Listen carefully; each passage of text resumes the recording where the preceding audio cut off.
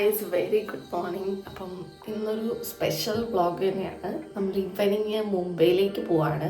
അപ്പോൾ മുംബൈ വ്ളോഗാണ് ഇന്നെന്ന് പറയുന്നത്. രാവിലെ എണീറ്റിട്ടേ ഉള്ളൂ, ഒരുപാട് പരിപാടിയുണ്ട്, പാക്കിംഗ് ഒന്നും ചെയ്തിട്ടില്ല, എല്ലാം എടുത്ത് വെച്ചിട്ടുണ്ട്, പക്ഷേ പാക്ക് ചെയ്യണം, അങ്ങനെ ഒത്തിരി പരിപാടികളുണ്ട്.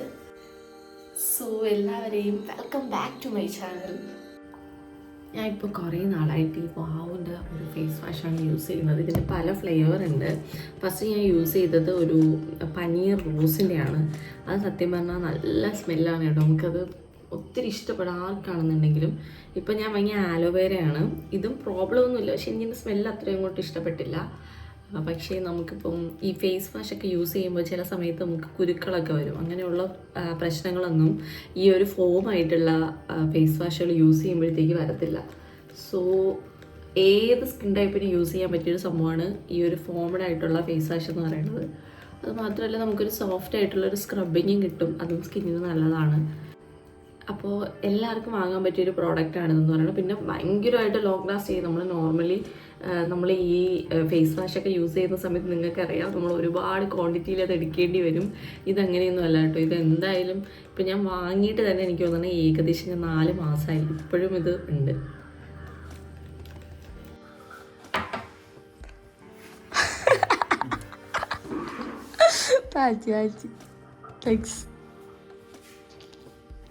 ഒരു അടിപൊളി ചായയൊക്കെ കുടിച്ചിട്ട് നേരെ പാക്കിങ്ങിലേക്ക് പോവാണ്. കാരണം നമ്മൾ പോകുന്നതിൻ്റെ അന്ന് തന്നെയാണ് പാക്ക് ചെയ്യാനായിട്ട് പോകുന്നത്. എല്ലാ സാധനങ്ങളും മുൻകൂട്ടി അടുക്കി സെറ്റ് ചെയ്ത് വെച്ചിട്ടുണ്ടെങ്കിൽ മറന്നു പോകും. അപ്പം അതിനിടയ്ക്ക് എനിക്ക് പെട്ടെന്ന് തോന്നി ഒന്ന് ഹെയർ വാഷ് ചെയ്യണം, ത്രെഡ് ചെയ്യാനായിരുന്നു പ്ലാൻ. പക്ഷേ അവിടെ ചെന്നപ്പോൾ ഞാൻ ഹെയറും കൂടി ഒന്ന് വാഷ് ചെയ്ത്, കാരണം നമ്മൾ വാഷ് ചെയ്ത് അത്രയും ഒന്നും ഇങ്ങോട്ട് പെർഫെക്റ്റ് ആവത്തില്ല. അങ്ങനെ ഹെയർ വാഷ് ചെയ്ത് സെറ്റ് ചെയ്തിട്ട് ഞാൻ പെട്ടെന്ന് തന്നെ വീട്ടിലേക്ക് വന്നു. അപ്പോൾ അവിടെ ചെന്നപ്പോൾ പെട്ടിയും കാര്യങ്ങളൊക്കെ റെഡിയാക്കി നമ്മളിവിടെ വെയിറ്റ് ചെയ്ത് നിൽക്കുകയാണ്. ഇനി നമുക്ക് റെഡിയാവാൻ പോവാം.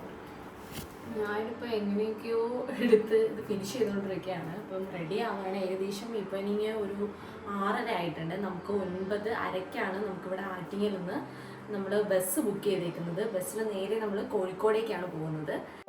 കോഴിക്കോട് ടു മുംബൈ ആണ് നമ്മൾ ടിക്കറ്റ് എടുത്തേക്കുന്നത്. കാരണം ഭയങ്കര റേറ്റ് എന്താണെന്ന് അറിയത്തില്ല, ഈ മന്ത് നല്ല റേറ്റ് ഉണ്ട് ടിക്കറ്റിന്. നമ്മൾ നേരത്തെ ബുക്ക് ചെയ്തുകൊണ്ട് ഏകദേശം നമുക്ക് വളരെ കുറച്ച് എമൗണ്ടേ ആയിട്ടുള്ളൂ. ഇന്നലെ പോലും ഈ സെയിം ഫ്ലൈറ്റിൽ നമ്മൾ ടിക്കറ്റ് നോക്കിയപ്പോൾ 20,000 രൂപ ആയിട്ടുണ്ട്. നമ്മൾ ആ ഒരു എമൗണ്ടിൽ തന്നെ ഏകദേശം 4 പേർക്ക് ടിക്കറ്റ് എടുത്തിട്ടുണ്ട്. പിന്നെ ഈ ഒരു യാത്രയുടെ ഏറ്റവും വലിയ സ്പെഷ്യാലിറ്റി എന്ന് പറയുന്നത് എൻ്റെ ഹസ്ബൻഡിൻ്റെ അമ്മയുടെയും അനിയത്തിയുടെയും കൂടി ഫസ്റ്റ് ഫ്ലൈറ്റ് യാത്ര കൂടിയാണ്. അപ്പോൾ അവർക്ക് വേണ്ടിയിട്ടാണ് ആക്ച്വലി നമ്മൾ ഈ ഒരു യാത്രയിൽ ഫ്ലൈറ്റ് ബുക്ക് ചെയ്തത് തന്നെ. അപ്പോൾ അവരുടെ എക്സ്പീരിയൻസും കാര്യങ്ങളും ഒക്കെ ഞാൻ കാണിച്ചു തരാം. ഓൾമോസ്റ്റ് എൻ്റെ മേക്കപ്പ് സാധനങ്ങളെല്ലാം തന്നെ ഞാൻ പാക്ക് ചെയ്ത് വെച്ചിട്ടുണ്ട്. കാരണം നല്ല ലഗേജ് ഉണ്ടായിരുന്നു. ഈ വെഡ്ഡിങ് ഫംഗ്ഷനാണ്, നമ്മൾ ആകെ ഒരു 5 ദിവസത്തേക്കാണ് പോകുന്നുണ്ടെങ്കിലും വെഡ്ഡിങ് ഫംഗ്ഷൻ ആയതുകൊണ്ട് തന്നെ ഭയങ്കര ഒരു വലിയൊരു പെട്ടി തന്നെ ഉണ്ട് കൊണ്ടുപോകാനായിട്ട്. പല പല ടൈപ്പ് ഡ്രസ്സ്, കാരണം ഏകദേശം നമുക്ക് 3 ദിവസത്തെ ഫംഗ്ഷൻ ഉണ്ട്. അപ്പം എന്താ പറയുക, ഞാൻ അത്യാവശ്യം നമുക്ക് വേണ്ട മേക്കപ്പ് സാധനങ്ങൾ മാത്രം എടുത്ത് എൻ്റെ ബാഗിൽ വെച്ചിട്ടുണ്ട്. അപ്പോൾ അത് വെച്ചിട്ടാണ് മേക്കപ്പ് ചെയ്യാനായിട്ട് പോകുന്നത്. പിന്നെ ഉള്ള സംഭവം എന്ന് വെച്ചാൽ എൻ്റെ ഐ ഷാഡോ പാലറ്റും ഇതെല്ലാം ഞാൻ എടുത്ത് ബാഗിൻ്റെ അകത്ത് വെച്ച് കഴിഞ്ഞു. അപ്പോൾ തൽക്കാലത്തേക്ക് നമുക്ക് പോകാൻ വേണ്ടിയിട്ട് ഇത് ആക്ച്വലി എനിക്ക് ഗിഫ്റ്റ് കിട്ടിയതാണ്. ഈ ഒരു ബോക്സ് എൻ്റെ ഒരു ബെസ്റ്റ് ഫ്രണ്ട് എനിക്ക് ഗിഫ്റ്റ് തന്നതാണ്. പക്ഷേ മേക്കപ്പ് സെറ്റ് നമുക്ക് വീട്ടിൽ മാത്രമേ യൂസ് ചെയ്യാനായിട്ട് പറ്റത്തുള്ളൂ. അപ്പോൾ ഇത് നമുക്കൊരു ഷെയ്ഡ് എടുത്തിട്ട് ജസ്റ്റ് ഒന്ന് ഐയൊക്കെ ഒന്ന് ഹൈലൈറ്റ് ചെയ്ത് കൊടുക്കണേ ഉള്ളൂ. അങ്ങനെ ഒരു വലിയ മേക്കപ്പ് ഒന്നും ചെയ്യുന്നില്ല. കാരണം എന്തെന്ന് വെച്ചാൽ നമുക്ക് നാളെ മേക്കപ്പ് ചെയ്യാനുള്ളതാണ്. കാരണം നാളെയാണ് നമ്മുടെ ഫ്ലൈറ്റ് എന്ന് പറയുന്നത്. നമ്മൾ ഇന്ന് നൈറ്റ് പോവാണ്. അപ്പോൾ ഞാൻ ജസ്റ്റ് ഒരു മിനിമൽ ഷെയ്ഡ്, ഒരു ഗ്രേ കളർ എടുത്തിട്ട്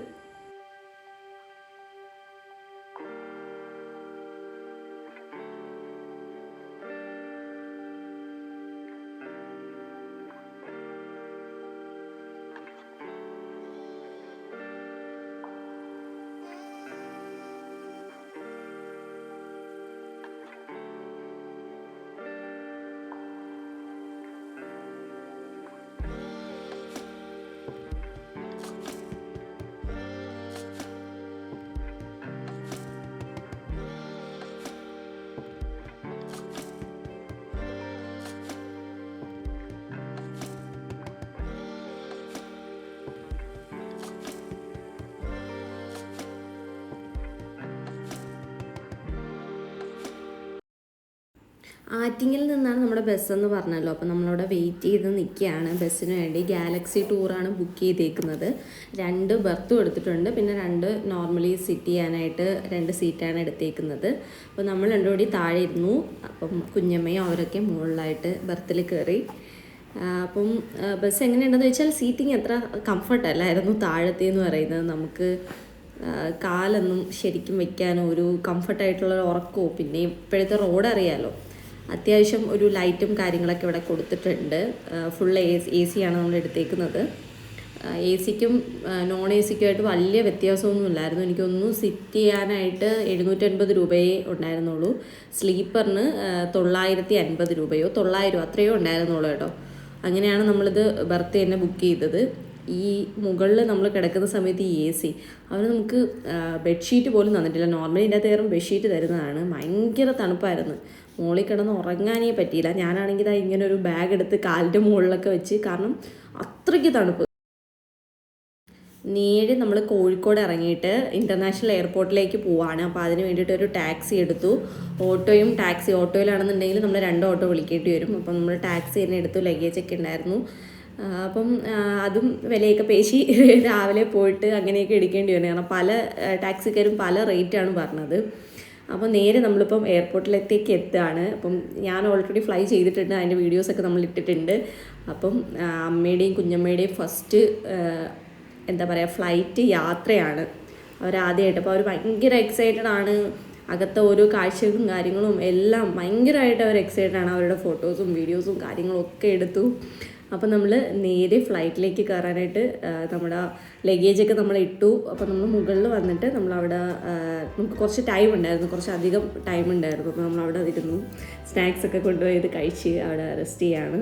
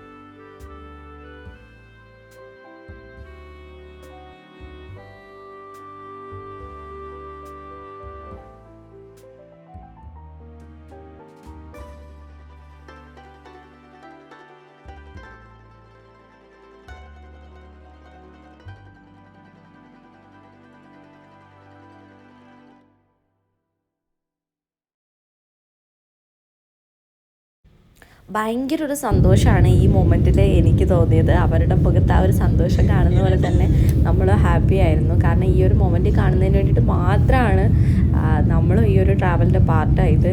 കാരണം ഈ ഒരു മാരേജിന് പോകാൻ നമുക്ക് അത്ര ഒരു പ്ലാനൊന്നും ഇല്ലായിരുന്നു. പക്ഷേ ഇത് ഡയറക്റ്റ് കാണും എന്നുള്ളത് പുള്ളിക്കാരനും എനിക്കൊക്കെ ഭയങ്കര സന്തോഷം തരുന്നൊരു കാര്യമായിരുന്നു.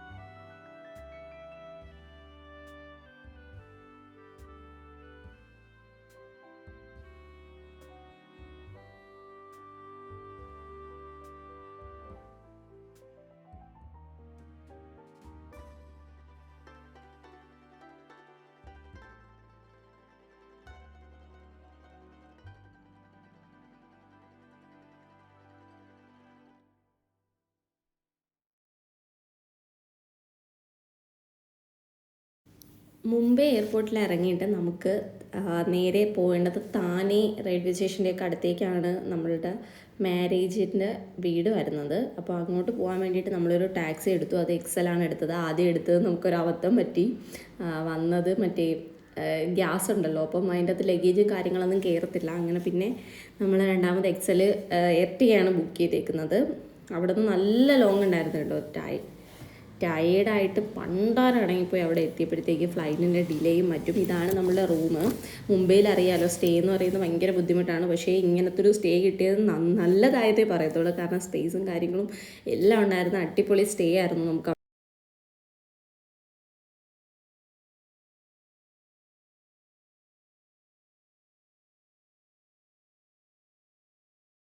ഹേ ഗായ്സ്, അപ്പോൾ ഇന്നത്തെ എൻ്റെ വീഡിയോ ഇവിടെ വൈൻഡപ്പ് ചെയ്യാണ്.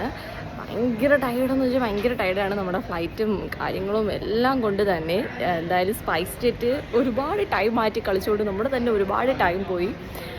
സോ നല്ലൊരു കല്യാണ വ്ളോഗായിട്ട് നാളെ കാണാം. Signing off Ami.